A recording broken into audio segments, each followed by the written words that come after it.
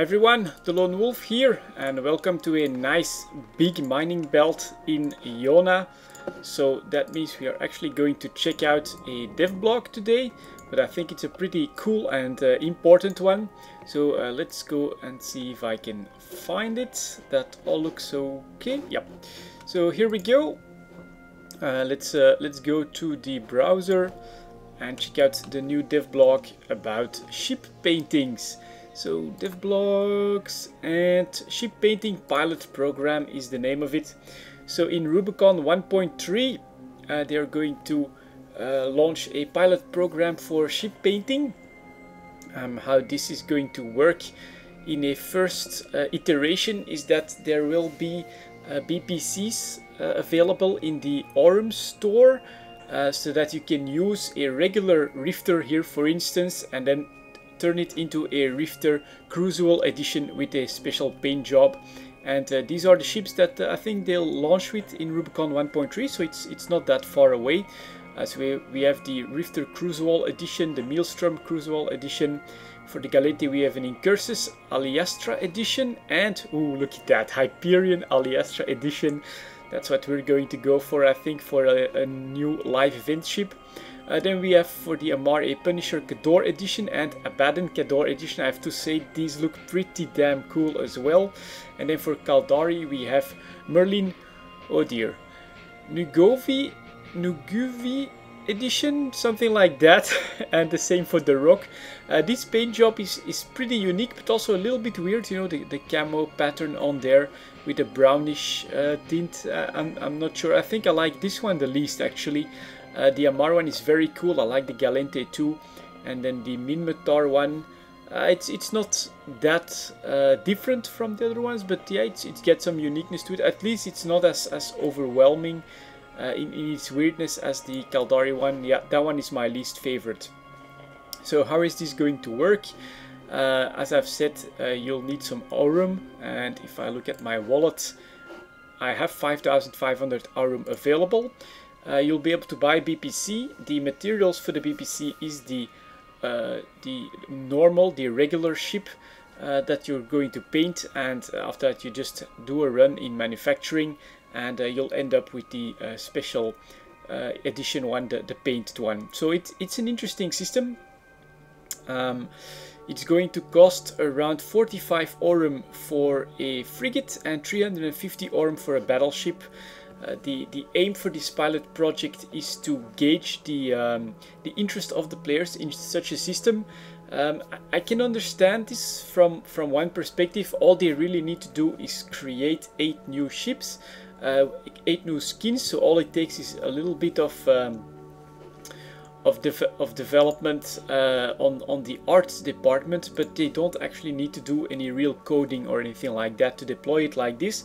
And if the players like it enough, they will try and expand this to allow players to create custom paint jobs for their ships. Probably alliance level is what I would expect. I don't think you should expect the corporations to be able to have individual skills anytime soon, but on an alliance level that could definitely be the plan if there is enough interest for it. So that does mean that if you want this further down the road, you will have to show your interest by spending some Aurum on these skins. For our corporation we're definitely going for a few of these Aliastra Hyperions just for live events stuff, probably also a few Incursus BPCs, just because we have some new players here that won't be able to fly a Hyperion anytime soon, and so that might be something we'll invest in as well. But yes, if you want CCP to actually put in the effort and the coding to solve some of the problems for custom ship skins, you will have to show your interest in it and basically use up some of your Aurum to get these BPCs. On the non-costing side of the new ship skins, there is good news as well. For Concord loyalty points, you'll be able to reskin the comets into a new one, which is called a Police Pursuit Comet. And yeah, we finally get that one back. So that's something that the incursion runners will be able to provide to the market. And that's some pretty damn good news. Oh, maybe a side note, because Aurum, you know, it's Plex to Aurum, so you could think that it's going to cost a lot of money.